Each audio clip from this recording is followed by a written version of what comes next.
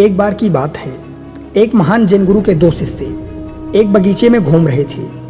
उन्हें रोज सुबह शाम बगीचे में घूमने की अनुमति गुरु के द्वारा दी गई थी। ये सुबह शाम बगीचे पर घूमना एक प्रकार का ध्यान था, चलने वाला ध्यान। जैसा कि जैन गुरु कहते हैं, चलते हुए ध्यान यानी चलते हुए पूरी तरह से जागरूक होना। आप 24 घंटे बैठ नहीं सकते। पैरों को थोड़ी गति की आवश्यकता होती है, रक्त को थोड़े संचालन की आवश्यकता होती है। इसीलिए जैन और सूफीवाद दोनों में आप कुछ घंटों तक बैठकर ध्यान करते हैं, फिर आप चलते हुए ध्यान करना शुरू कर देते हैं। लेकिन आप हमेशा ही ध्यान में रहते हैं, चाहे आप बैठे हों या चल रहे हों। आपके अंदर के ध्यान की धारा टूटनी नहीं चाहिए। उन दोनों ही शिष्यों को धूम्रपान करने की आदत थी और इसके लिए वे गुरु से अनुमति मांगना चाहते थे, लेकिन काफ़ी दिनों से वे गुरु से पूछ नहीं पा रहे थे। इसीलिए आज उन दोनों ने निश्चय किया था कि कल जब सुबह वे फिर से बगीचे में घूमने आएंगे तो आके सबसे पहले गुरु से धूम्रपान की अनुमति लेंगे। ज़्यादा से ज़्यादा क्या होगा, गुरु धूम्रपान के लिए मना कर देंगे, लेकिन हम कल उनसे पूछ ही लेते हैं। एक शिष्य ने कहा। यह सुन दूसरे शिष्य ने कहा, मुझे लगता है गुरुजी हमें अनुमति दे देंगे। मुझे नहीं लगता बगीचे में धूम्रपान करना कोई गलत बात है, और फिर हम उनके घर में तो धूम्रपान कर नहीं रहे। इसके बाद कल सुबह गुरु से धूम्रपान की अनुमति लेने के वादे के साथ वे दोनों अपने अपने घर चले गए। अगले दिन वे दोनों फिर से बगीचे में मिले। एक बहुत गुस्से में था। वे गुस्से में था क्योंकि दूसरा धूम्रपान कर रहा था। उस दूसरे शिष्य ने तंबाकू की एक कस भरते हुए कहा, क्या हुआ?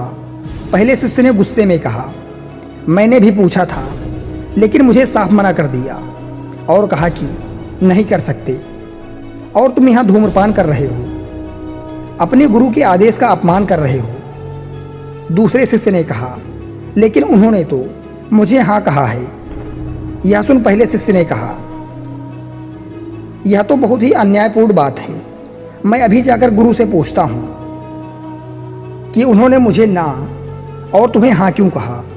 दूसरे शिष्य ने कहा, एक मिनट रुको, तुम पहले ये बताओ, तुमने उनसे पूछा क्या था?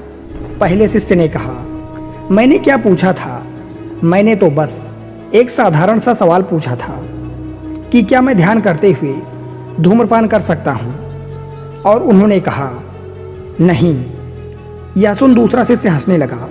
उसने कहा, अब मुझे समझ में आया मामला क्या है। मैंने गुरुजी से पूछा था कि क्या मैं धूम्रपान करते हुए ध्यान कर सकता हूँ, और उन्होंने कहा हाँ। यह बस हमारे प्रश्नों को पूछने के तरीके और शब्दों के चुनाव में फर्क है। और तुमने देखा कि हम दोनों के उत्तर बहुत अलग थे, जबकि हम दोनों एक ही प्रश्न पूछना चाहते थे। यह पूछना कि क्या मैं ध्यान करते हुए धूम्रपान कर सकता हूँ। कितना बदसूरत सवाल है। इसका उत्तर भी ना ही होना था, क्योंकि अगर कोई ध्यान कर रहा है फिर वो ध्यान के बीच में धूम्रपान कैसे कर सकता है। लेकिन यह पूछना कि क्या मैं धूम्रपान करते हुए ध्यान कर सकता हूँ एकदम सही सवाल है, क्योंकि कोई भी इंसान धूम्रपान को तो ध्यान से ही कर सकता है। वो धूम्रपान करते समय एक एक प्रक्रिया को जागरूक होके बड़े ध्यान से कर सकता है। सब कुछ प्रश्न पूछने का खेल है। यदि आप सही प्रश्न पूछते हैं तो ब्रह्मांड खुद ब खुद उसके उत्तर में अपने सभी रहस्य खोलता हुआ चला जाता है।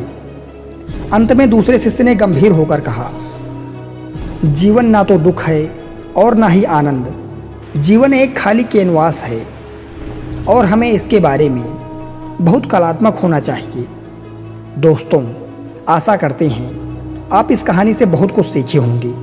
धन्यवाद।